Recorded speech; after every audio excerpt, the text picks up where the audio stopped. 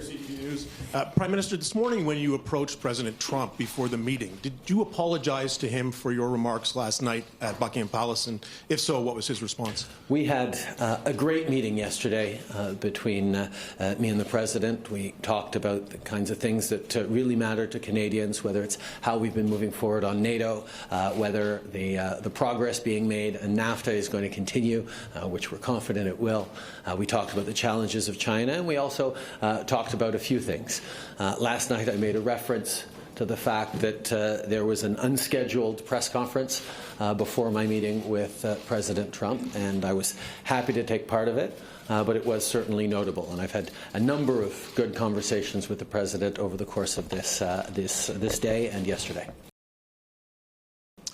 When you told President Macron and Prime Minister Johnson that you saw Trump's team of advisors' jaws drop yesterday, what were you referring to? What was it that caused that surprise among them?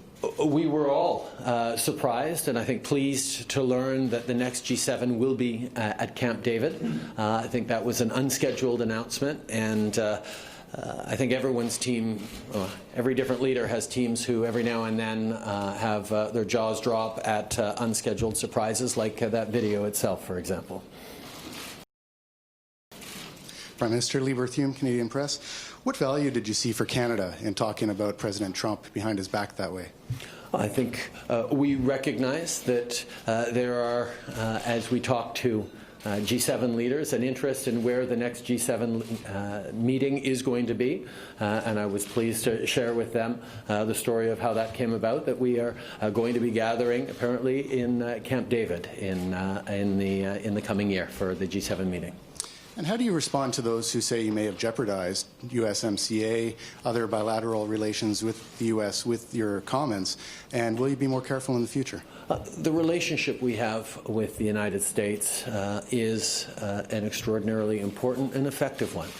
We have renegotiated NAFTA to be a better deal for Canadians, for Americans, and for Mexicans.